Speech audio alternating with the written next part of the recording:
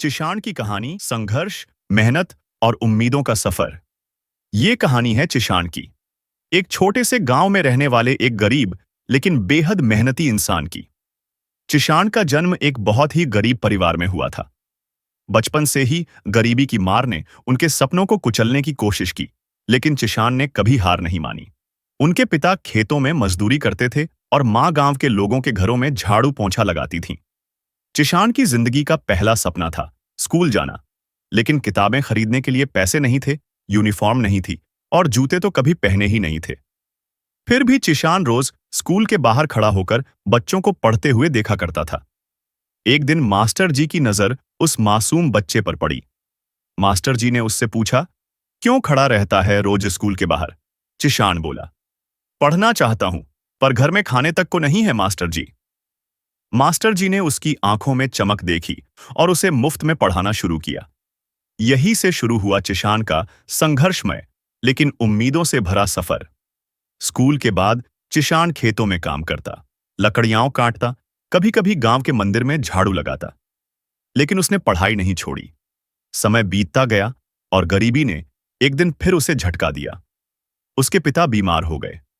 घर चलाने की सारी जिम्मेदारी अब चिशान के कंधों पर आ गई। उसने पढ़ाई छोड़ दी और पूरी तरह से काम में लग गया। वीडियो में चिशान की मेहनत के दृश्य, ईंट उठाना, खेतों में काम करना, वह दिन रात मेहनत करता रहा। कम उम्र में ही उसके हाथों में छाले पड़ गए, लेकिन उसने शिकायत नहीं की। कई साल बीत गए। अब चिशान की उम्र 45 पार कर चुकी थी। उसके 2 बच्चे थे, एक बेटा और एक बेटी। बेटी की शादी छोटी उम्र में ही कर दी, क्योंकि ज्यादा दिन तक घर में रखने का खर्च नहीं उठा सकते थे। उसका बेटा आरिफ बचपन से ही बाप को मेहनत करते देखता रहा था। आरिफ को पढ़ने का बहुत शौक था। चिशान ने उसकी आंखों में वही चमक देखी जो कभी मास्टर जी ने उसकी आंखों में देखी थी। बेटा, मैं पढ़ नहीं पाया, लेकिन तू पढ़, तुझे मेरी तरह मजदूरी नहीं करनी पड़ेगी, चिशान कहा करता। आरिफ को भी पढ़ने के लिए संघर्ष करना पड़ा। उसके पास भी किताबें नहीं थीं। वो पुरानी किताबें इकट्ठा करता, अपने दोस्तों से कॉपी मांगकर नोट्स बनाता। दिन में स्कूल जाता और रात को पापा के साथ ईंट भट्टे में काम करता। वीडियो में बाप बेटे का साथ काम करना, रात को आरिफ का पढ़ना, समय की रफ्तार नहीं रुकती। आरिफ ने पढ़ाई पूरी की, लेकिन नौकरी नहीं मिली।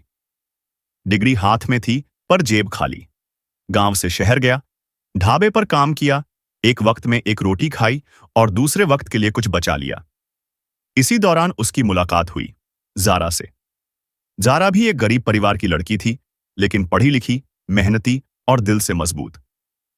दोनों की सोच एक जैसी थी, संघर्ष करना, मेहनत करना और अपने परिवार के लिए कुछ बनना। आरिफ और जारा ने शादी की। दोनों ने तय किया कि चाहे कुछ भी हो जाए, अपने बुजुर्गों को कभी अकेला नहीं छोड़ेंगे। आरिफ शहर में रिक्शा चलाने लगा, जारा घरों में सिलाई करती। धीरे धीरे दोनों ने कुछ पैसे बचाए और एक छोटा सा किराए का घर लिया। भाग 2। छोटे से किराए के घर में रहते हुए आरिफ और जारा ने अपने संघर्ष को कभी कमजोरी नहीं बनने दिया। दिन रात मेहनत करते रहे। कभी कभी घर में सिर्फ एक वक्त का ही खाना बनता, तो कभी जारा सिलाई के ऑर्डर पूरे करने के लिए आधी रात तक मशीन चलाती। आरिफ दिन भर रिक्शा चलाकर थक जाता, लेकिन चेहरे पर मुस्कान बनी रहती, क्योंकि उसके सपनों में अब सिर्फ खुद का नहीं, बल्कि अपने माँ बाप और भविष्य के बच्चों का उज्जवल कल शामिल था। इन्हीं मुश्किलों के बीच एक दिन जारा गर्भवती हुई। घर में एक नए मेहमान के आने की खबर ने सबको थोड़ी राहत दी। चिशान और उसकी पत्नी की आंखों में आंसू थे। अब उनका वंश आगे बढ़ेगा। लेकिन इस खुशी के साथ चिंता भी थी।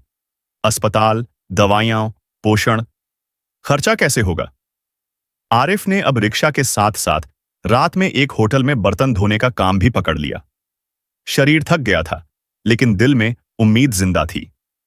जारा ने भी आराम करने की जगह हाथ की कढ़ाई और बुनाई के छोटे मोटे काम चालू रखे। 9 महीने के बाद एक बेटी ने जन्म लिया, नन्ही सी परी, जिसका नाम रखा गया रायना। रायना के आने से घर में नई रोशनी आई। चिशान, जो कभी गरीबी की वजह से अपने सपनों को पूरा नहीं कर पाया, अब हर दिन अपनी पोती को देखकर नए ख्वाब बुनने लगा।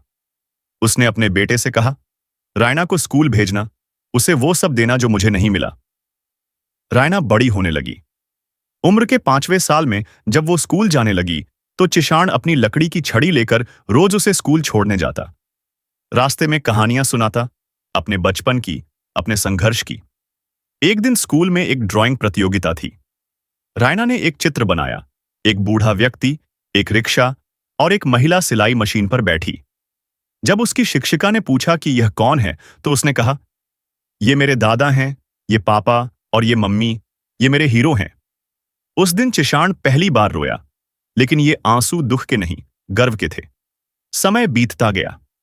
चिशान अब बूढ़ा हो चला था। शरीर साथ नहीं दे रहा था, लेकिन दिल में अब भी हिम्मत थी। आरिफ और ज़ारा की मेहनत रंग ला रही थी। उन्होंने छोटे छोटे खर्चों को काटकर थोड़ा पैसा जोड़ लिया था। उसी पैसे से उन्होंने एक पुराना ऑनेटो खरीदा।